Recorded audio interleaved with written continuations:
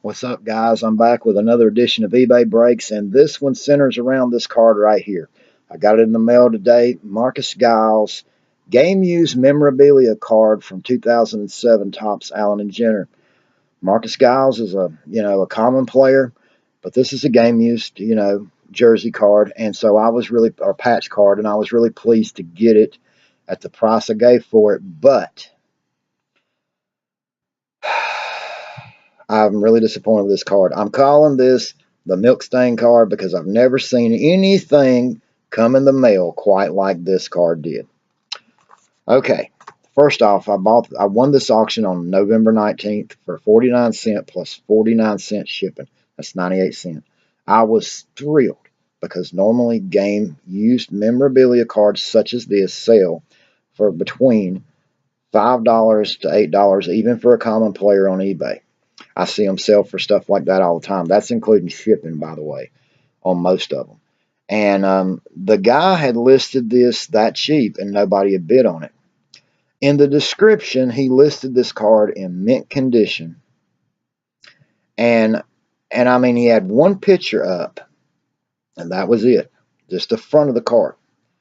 All right, to start with, I knew that I felt like something was wrong because normally, when you buy something on eBay, within 48 hours after you pay for it, you will notice that eBay will tell you your item has been shipped by the seller.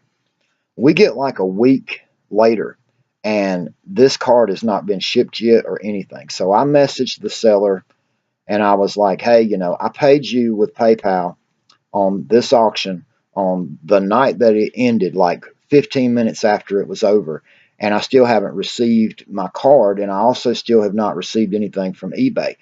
But that it's been shipped. But I said eBay says that I should have received it yesterday at that point if he'd have shipped it out when they thought he would. All right. He messages me back later that same day, and he says, "Oh, I'm sorry.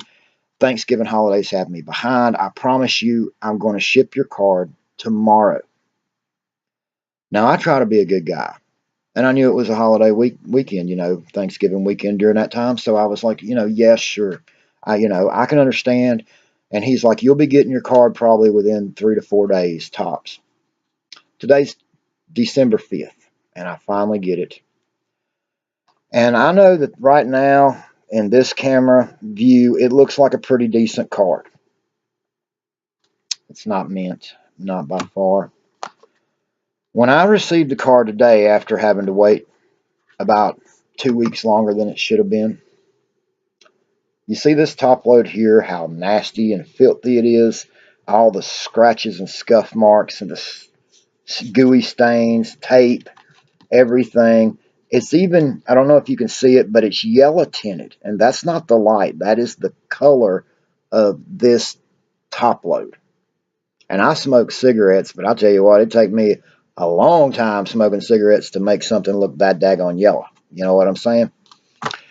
All right, I had to put it in a new top load for one thing, and this thing here, when I reached to pull it out of this top load, this is not all. And it's still got a few little crumbs in it.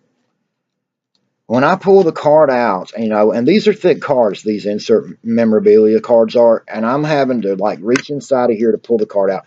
And there's some kind of little orange crusty things, inside of the top load. I'm like, what's going on here? I pull the card out, the little orange looked like a Cheetos bag crumbs, falling out with the card. And there was some stuck to the card itself. These memorabilia cards, they're pretty rare. They're not totally rare. This one is not individually numbered. It's also not autographed. But Allen and Jenner, Topps puts these in the Allen Jenner boxes. You'll usually, on average, get about 2 per box. If you buy a box of packs, entire box. But the simple thing is that I was lucky. This card, they make the little square inside card that you see right there is actually encased in the thing that makes it a standard size issue. That is almost like a little top load itself. And this right here is the main thing that is exposed actually.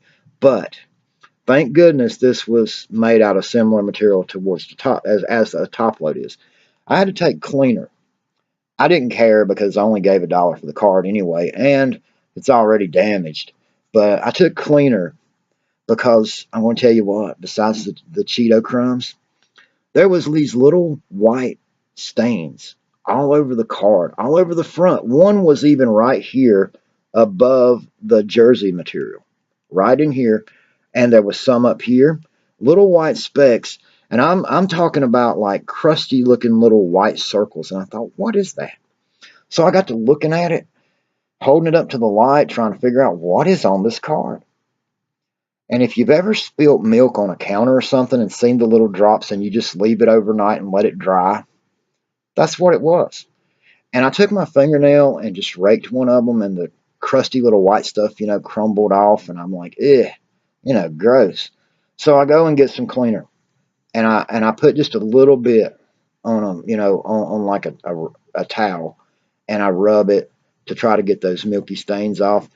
On the back, there is a stain that is yellow that looks almost like a greasy grease stain, like somebody with greasy, like frying pan grease fingers was handling this card. The only thing I can figure is some little kid had really handled the crap out of this card, didn't take care of it, and their parents decided to sell it on eBay or something. I don't know. But at any rate, the card was by far not mint.